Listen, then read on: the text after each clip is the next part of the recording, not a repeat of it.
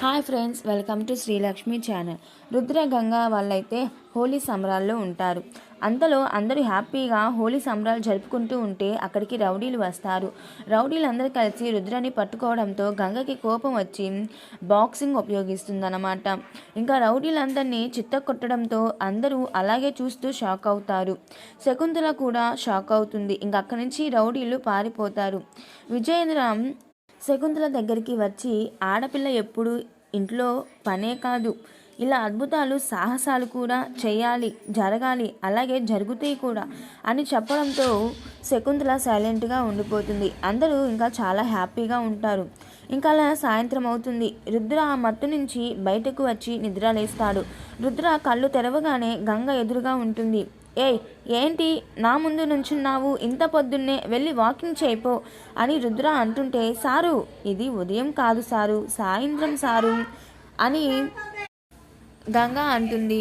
అసలు ఏం జరిగింది అని రుద్ర అడుగుతుంటే, గంగ వాళ్ళ అన్నయ్య అయిన రంగా వచ్చి చాలా ఆత్రంగా, నేను చెప్తాను బావా అని అంటుంటే, సరే చెప్పు, అంత ఆత్రం ఏంటి, సరే చెప్పు ఏం జరిగిందో అని రుద్ర అంటుంటే, బావా నిన్ను రౌడీలు వచ్చి పట్టుకున్నారు.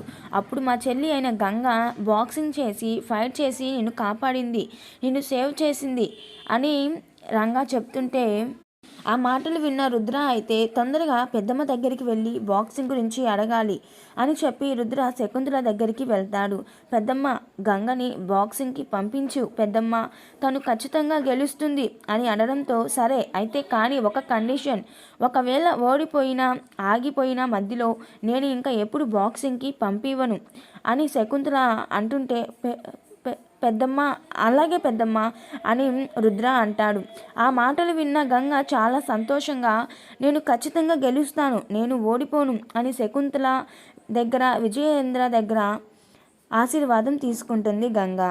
శకుంతల మాటలు విన్న వీరు నిషిక పక్కకొచ్చి, మనం ఎన్ని ప్లాన్స్ వేసినా ఫెయిల్ అవుతున్నాయి, ఈ ప్లాన్ కూడా ఫెయిల్ అయిపోయింది, మనం ఎన్ని ప్లాన్స్ వేస్తున్నా అన్నీ ఫెయిల్ అవుతున్నాయి అని నిషిక అంటుంటే, ఎలాగైనా గంగని చంపాలనుకున్నాను, కానీ ఇప్పుడు ఆ గంగతో పాటు రుద్రాన్ని కూడా చంపాల్సిందే అని వీరు అంటుంటే, మనం ఎన్ని ప్లాన్స్ వేసినా అన్నీ వృధా అవుతున్నాయి అని నిషిక అంటుంటే, ఈసారి మన చేతులకి మట్టి అంటకుండా ప్లాన్ చేస్తాను అని వీరు అంటాడు.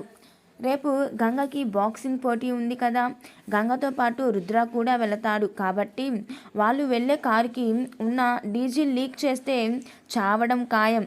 అప్పుడు గంగ అటు గెలవదు, మనకి ఇంకా ఎవరు అడ్డురారు అని వీరు చెప్పి ఆ నైట్ కార్ దగ్గరికి వెళ్ళి అంతా సెట్ చేసి లోపలికి వస్తాడు. తెల్లవారుజామున గంగా రుద్ర హ్యాపీగా వెళతారు ఆశీర్వాదం తీసుకొని.